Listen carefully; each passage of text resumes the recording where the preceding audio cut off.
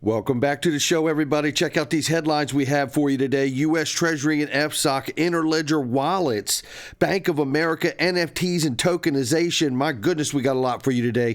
Ripple partners become members of a clearinghouse, do they? Well, we're going to talk about it. UAE and CBDC. And how about this? Nasdaq and crypto. Oh, my goodness. We got that. And how about a $14 to $27 XRP? How about somebody roll that beautiful intro?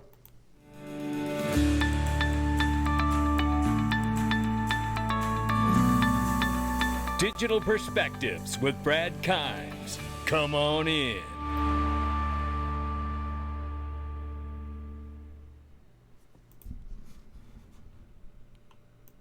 Welcome back to the show, everybody. You can follow us on TikTok, YouTube, and Twitter for exclusive content. Right now, it is a $1.2 trillion market cap for cryptocurrency. It is off by 1.6%. Good morning. Bitcoin, 27,600 plus. Ethereum, 1756 and change.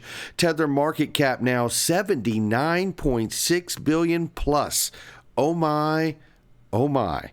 44 cents for XRP right now. It's up still 17.8% on the 7-day and 4.5% on the 24-hour. Let's get started. If you're not aware of it, Link 2, ladies and gentlemen, has made it $5,000 minimums from $10,000 minimums. And looky here, it's recently added. It is Ledger. I told you about Chainalysis. It's gone now.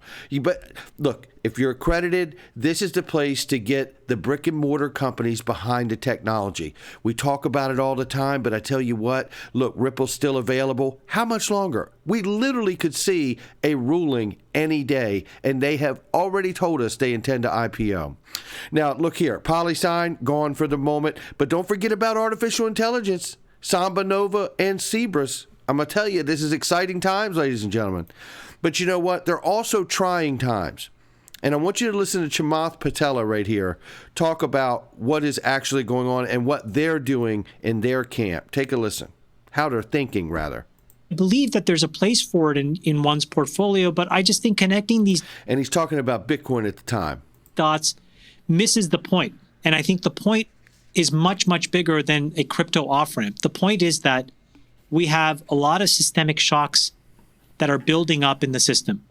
We have broken a ton of the systems that cause the financial infrastructure and the world to work properly, and we are just starting to uncover how they're broken. So I think we need to focus our energy on that and dial down a little bit of the Bitcoin maxi stuff because it distracts from a really important set of topics that are more inclusive and actually touch 7 billion people. I don't think you could say it any better, right? I mean, there is a lot to be excited about when it comes to the technology of digital assets, no matter which one you're looking at, right? But the reality is what Chamath is talking about here is keeping a more macro view about the things that are happening in the economy and with the money supply. And I think he's dead on here, and we're going to see more evidence of it right now. U.S. Treasury Secretary prepared to take additional action to protect bank deposits. Now, I also want to show you this because this is about the U.S. Treasury's Financial Stability Oversight Council. And you know I have talked about FSOC probably ad nauseum to you guys, and I apologize. But if it's relevant, we got to stay on it. And you know what? I think we're right to stay on it because look at what's happening now. It is the conversation because FSOC is the collection of agencies that can make massive decisions in a time like what Chamath is talking about. This is why we got to watch this extremely closely to see what happens here. Now, inside of this, they basically say that there was an unscheduled meeting, then they had it. The council discussed current conditions in the banking sector and noted that while some institutions have come under stress, the U.S. banking system remains sound and resilient. Now, I don't know about you, and I can't say that we know all the details because we don't. But, you know, this really feels like a Jim Cramer statement, right? FSOC deals with the emerging threats of stability to the U.S. financial system, and markets have reacted sharply to practically every word from Jerome Powell and Janet Yellen in the last several weeks or months here leading up to this moment. So it is something to pay attention to. And look, as an individual, but look, this is going around the world. Remember, Deutsche Bank was crashing. Then it was said yesterday widely that there was a nationwide blackout of phones in Switzerland. Some people believe that, the run on the banks, what we're seeing with these blackouts happening in certain parts of the world, that it's a part of some kind of global reset. I encourage everyone to think of a reset, at least to a degree, or at least one part of it in this respect. Because a lot of people hear global reset and they say, oh man, that's awesome.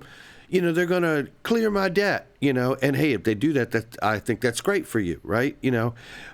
But the thing I want people to focus on when they think reset is think about the countries and the bondholders and people and companies and banks that are holding other people's debt. In order for there to be a reset, the way people are talking about it, you have to make the bondholders of all of this bad debt, somehow you have to make them whole. Now, how exactly that happens is above my pay grade, but I have speculated in times past, but what if XRP's role in the world is more important than a lot of people are willing to really discuss or take on as an idea because it's 28, 38, 42, 44 cents? Something to think about.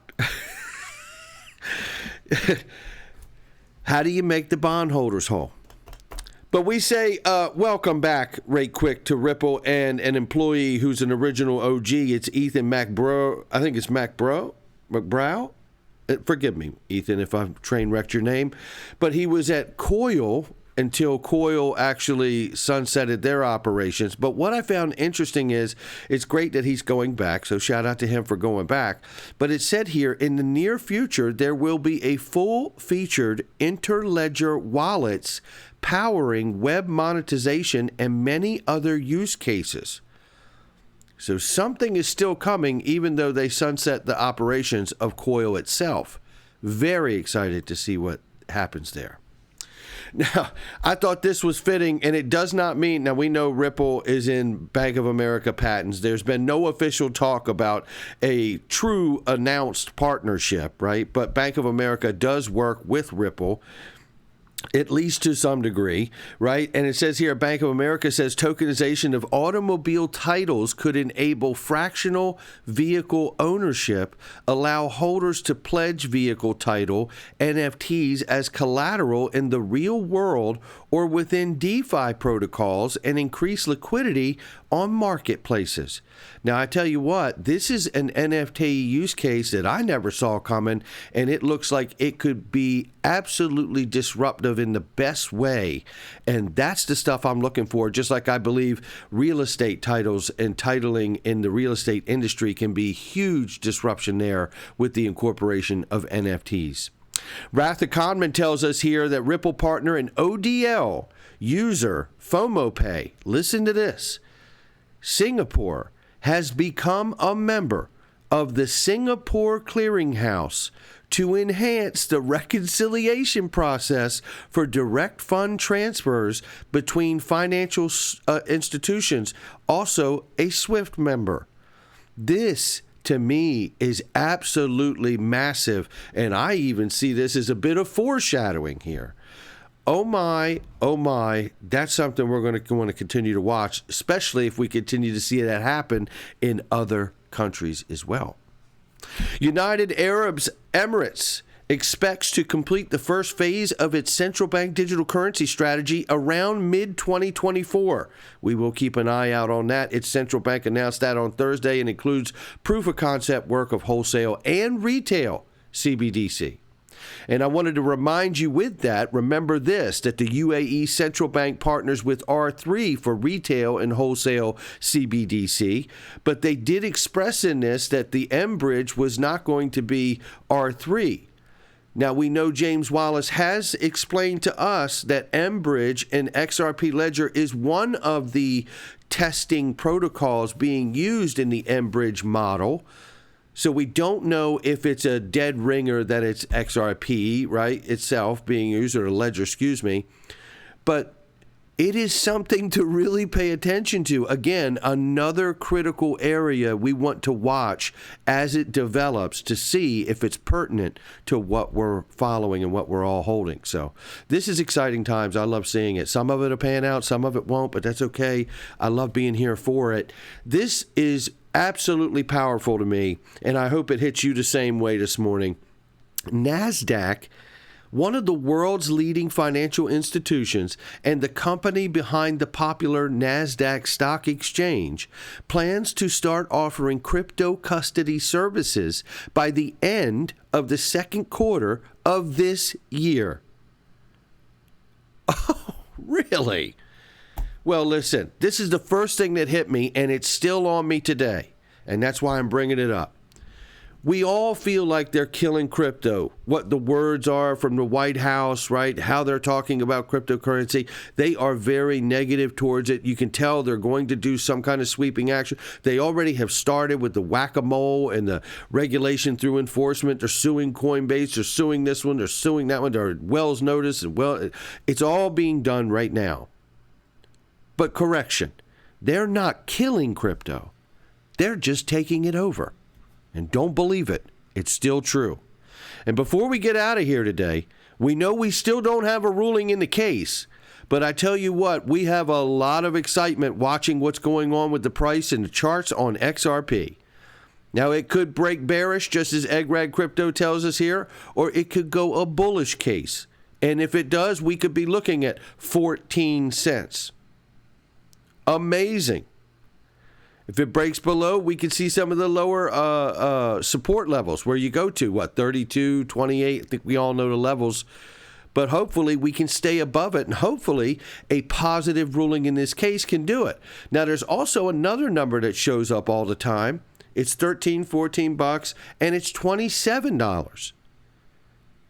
And Crypto Bull reminds us here that he sees XRP repeating the same 10 months flat pattern as it did in 2017, before it took off. The top trend line matches up with $27 by the end of June. None of us can know what's going to happen, right?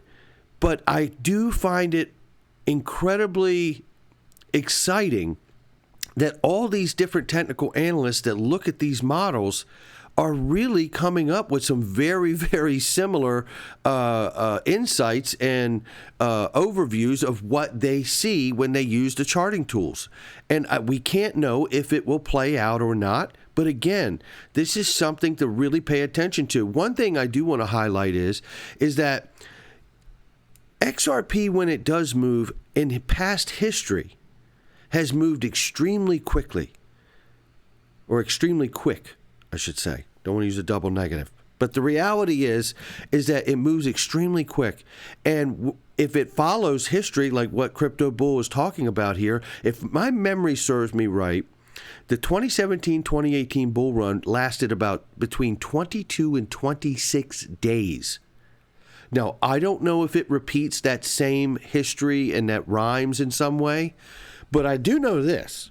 If it does, because I have sat through a bull run and almost 5 years of not a bull run, Bradley and Mrs. Backup will be taking profits this time around. I can tell you that. We have a shallow bag, and we will figure out. We were talking about it over the last day or two, in fact, what we would do, how we would do it, and all of those things to go with it without wrecking our long-term portfolio. So I hope that helps people in some sort of way to figure out what's right for your own life and your own investments. But you know what? It's not investment advice. It's just my digital perspectives. I'll catch all of you on the next one.